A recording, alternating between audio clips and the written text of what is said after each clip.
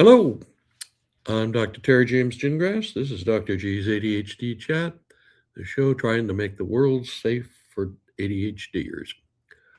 I am a clinical psychologist and neuropsychologist. I'm also the father of two ADHD kids. They're adults now, so I guess we survived. Okay, when we started out, we didn't know anything about ADHD. Neither my wife nor I, and I'm supposed to be the psychologist. And it hadn't been developed when we started having kids. There was no such thing as ADHD. There was what was called hyperreaction to childhood, which was wrong on two counts, at least. It suggested that hyperactivity is the only thing we're going to look at, and it also suggested that you grew out of it as you matured, and we now know that isn't the way it works. So anyway, so what have we been talking about here? And one of the big things that all parents of ADHD kids worry about is, how in the heck is this kid going to find a job? How are we going to, what are we going to do? Is he, can he go to college? Can she go to college? Can we, And I will tell you that it is possible to get them through school, but sometimes it's a bit of a struggle. My daughter, she was an inattentive type, and she went to one of my old alma maters and promptly flunked out her freshman year. I'm sure she had a marvelous time. Then she spent a couple of years working for a living, realizing that being paid minimum wage did not afford her the finer things in life. So she went back to school with a little different attitude and completed a 4-year degree. And I told all my kids, just get your bachelor's degree in whatever. It doesn't really matter that much. Then when you decide what you want to do, you can knock off a master's degree. And she majored in history, and then she got a master's degree in business administration, and now she's a registered project manager, and she works in the government, and she can't tell me what she does because it's super secret. But they've got real cool hats that say NGA on them, which has something to do with geospatial or something. I don't know. Anyway, but it's very hush-hush, and she has a TSC, a top secret crypto clearance, which is very high in that thing. So, but we weren't sure, she discovered a lot of things about life that in those couple of years that were little hard on mom and dad. And then my son, he actually dropped out of high school. It was a total screw up. The education system was not at all sensitive. And at that time, we didn't know anything about it. I certainly didn't know anything about 504 plans or any of that sort of thing. But we learned. And finally, he gets himself into one of the best jewelry and gem programs in the world, I guess. And now he's a certified jeweler, I guess. I don't know. He makes jewelry and can tell you more than you want to know about the rocks in the yard. So, but both of these are examples of what we've been talking about. My daughter is in a very structured, intense kind of program where if she screws things up, bad things can happen to people. And my son is into he just started loving, well, he started out with crystals, when he had the crystal healing thing, and he really liked that. And then you show him a piece of jewelry and he starts talking like a college professor. I'm just like, whoa, really? But anyway, so this stuff works. I think this week I want to talk about high intensity um, sort of things, so high stimulation, call it either way. And we know with ADHD folks that there are like high stimulation, high intensity sort of things. That's we have to move precisely fast, or bad stuff happens, but the feedback is usually immediate if something bad is going to happen. And then we have the high control things where they're in charge and they kind of like that, and they can get themselves into serious trouble that way, but they kind of like that. And then there's just the ones they're just totally interested in, they're really into, and that's usually the sort of, music, art, athletics. We've got a bunch of people with ADHD that are athletes, and we have a bunch that are musicians, and we have a bunch that are artists. It's a athlete, art, and music are real high on the list of careers that ADHDers tend to stick with. Okay, so this week we're talking about intense and relatively structured jobs. And that is virtually everybody who has a bubblegum machine on, what we used to call a bubblegum machine, on the top of their car. This, police, firemen, ER techs, not ER, but people who ride ambulances and, are first responders in that particular department. So they're all, when 90 miles an hour, people are going to die if I don't do this. The building's going to burn down. Somebody's going to die in the building. The guy just robbed a bank and shot a guard, and we've got to, all those kinds of high intensity, fast moving. You got to make decisions. You got to make them fast. You can't putz around and contemplate the implications of what you do. You've got to respond fast. That that covers all of these professions so far that we've talked about. The military is funny because it's a combination. During wartime, there is absolutely no doubt that military is intense, high intensity operation.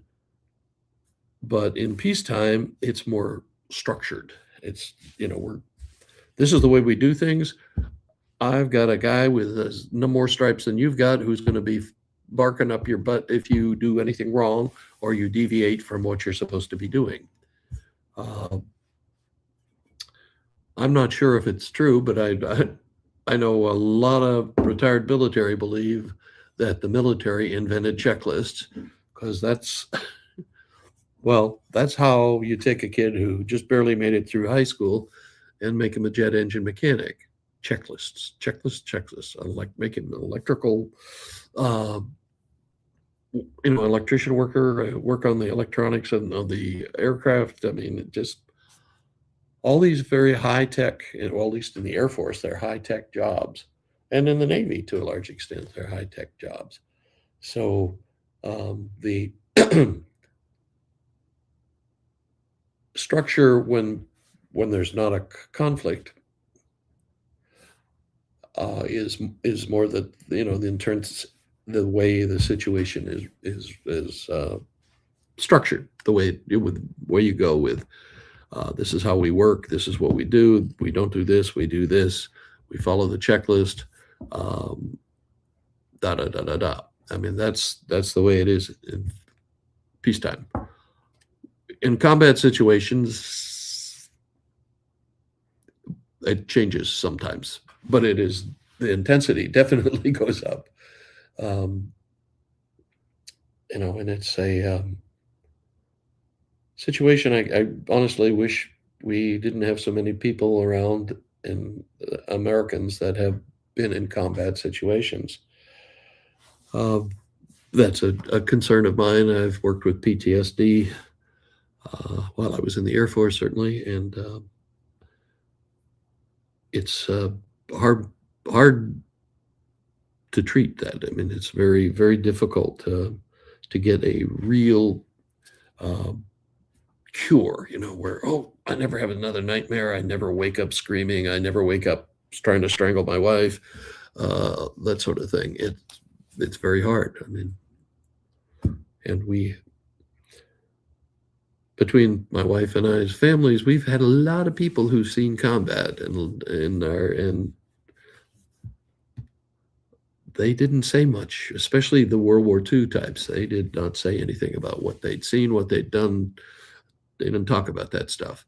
But, a lot of times they were scary at night. They wake up thinking they're back on Okinawa or whatever, and it wouldn't be very pretty, and sometimes it was dangerous for the wife. That has happened more than once. But that's not what we're talking about. What about my kid? What does he or she need? And we talk about ADHD like it's one thing, but every ADHD is just a little different from every other ADHD. They got some broad things that are alike, but a lot of times there are some differences. I was surprised the first time I found out that a lot of ADHDers like being accountants. Well, I mean, the deal about that, though, is it's a lot of control and a lot of structure, so it fills those squares. But, I'm right now, I'm largely retired from private practice, although I still have my license and I could go back in about a day. I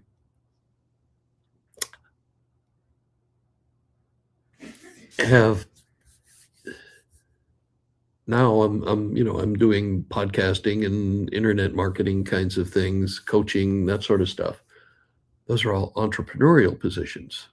And there are some things that are just great about it. You've got total freedom. You can do what you want.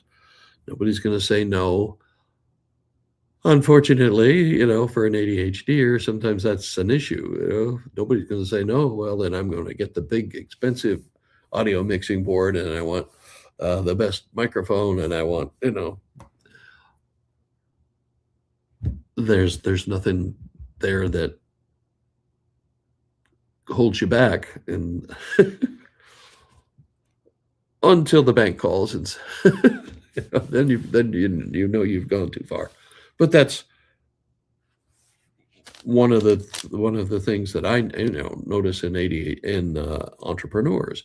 I go to a conference and I'd say I work with ADHD, and all of a sudden I've got a crowd around me with people wanting to ask questions and all that sort of thing. Usually it's folks who should be but have yet to be diagnosed, and other times it's just like, yeah, man, I know. I'm so glad I got myself diagnosed. It just changed everything. But on an entrepreneurial position, that's one of the first ones I talked about, and that's one of the things that really appeals to ADHDers. And I think a lot of it is control. A lot of it is you don't have to worry about the boss jumping in your stuff all the time. And if you do it right, you can, well, it wants fast action. It wants quick decision making. It wants somebody who sees the possibilities, novel problem solving, all those things that we know ADHDers are pretty good at. And it's a definite area of that a lot of, I mean, there's some estimates that's as many as 70 to 80% of all entrepreneurs have ADHD. And from my observations, that's probably not far off. And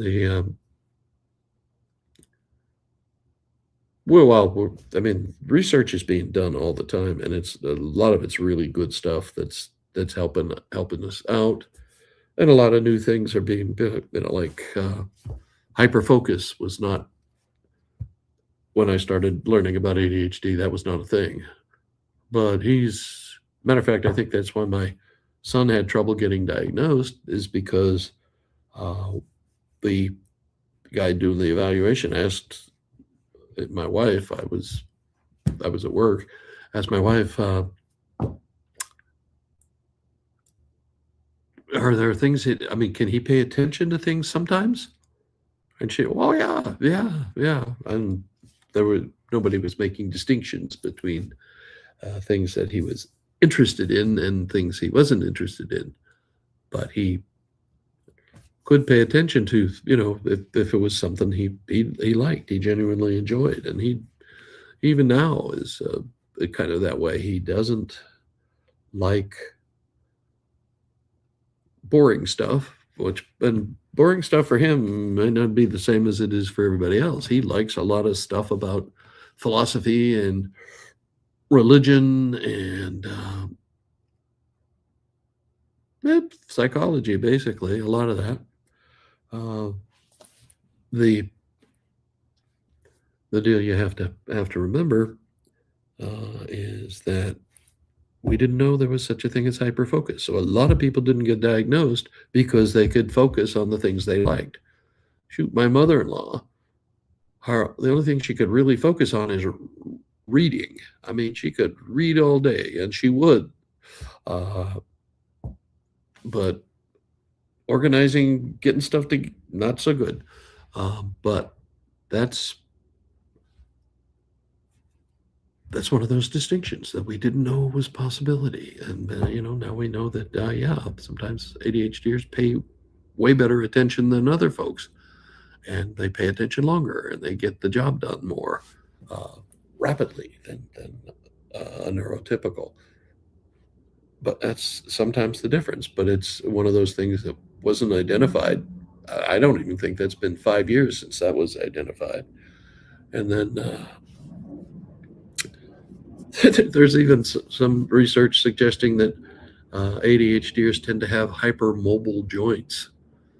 Of course, my daughter is just recovering from surgery she had to have on her ankle. She tore a tendon just climbing the stairs. So, and my son can, has always been able to do all the yoga poses, advanced yoga poses, and my tight little musculature did not make that possible. But we know that ADHDers tend to have more hypermobile joints. That's not necessarily an advantage. Sometimes that just means you sprain your ankle or dislocate your shoulder more often, but it is a possible thing that your ADHD child could have. Anyway, it's the big things, is with parenting a kid with ADHD, and then trying to, they get older and you're trying to figure out what they're going to be able to do in society. You have to have been paying attention all along, so you have a real good handle on their true interests. And the true interests aren't necessarily, something you're just going to be able to ask them. Oh, yeah, sure, I really like, you are going to have to probably, well, there's no probably. You have to observe, pay attention, see what they tend to get on with, what they really tend to like, what they tend to do. What is their, as they used to say, what does his hand naturally fall to, or her hand naturally fall to? Sounds kind of Elizabethan, but it's like kids are really good at entertaining themselves. At least they used to be before iPads and all the tablets and phones and all that stuff all the time. But they will tend to figure out ways to amuse themselves, and you got to look for that because that's important. Those are their interests, you know. I've told this story over and over, but my son, you give him a couple of rubber bands, some paper clips, maybe a dried out ink pen, and he'll make you something, and it'll probably shoot things. So you've got to watch that. I'm not. He doesn't work for one of the gun makers or anything, but he just saw ways to make stuff do things different than their original function, and so that's important. That's important information for a parent. And you have an ADHD kid, he or she's going to have some trouble fitting in because we got a society that is rigidly designed for neurotypical people or people who don't have ADHD, for people who can sit quietly and listen for a long time, and doesn't really matter if it's intrinsically interesting to them. But the society is geared that way, come to school, sit down for 6 hours, and then go home and do homework for 2 hours, and that's your day. Okay, so that's some things to think about when you're looking at how you want your child, or how you want to encourage your child, because it's going to be more, when they're 18 years old, you are encouraging. You are not saying this is what you're going to do, because that ain't going to happen. So we'll talk about this a little bit more, I think, one more time, and then I will go on to other things. But I am Dr. Terry James Gingras. My website is terrygingrasphd.com, and I have signups for coaching evaluations sessions, which are freebie things, and just 20, 30 minutes to kind of say, okay, this is what coaching's like. This is what you need to know, and this is the way I do stuff. And if we can stand each other, then we may strike a long-term sort of arrangement. Not necessarily long-term; it doesn't have to be forever, but. And the other one is I have a newsletter out now that's relatively new. It's about 3 months old, I guess, now. And I'm still playing around with it. And I will freely receive anything you might have, suggestions for topics to cover, things, other services you'd like to see.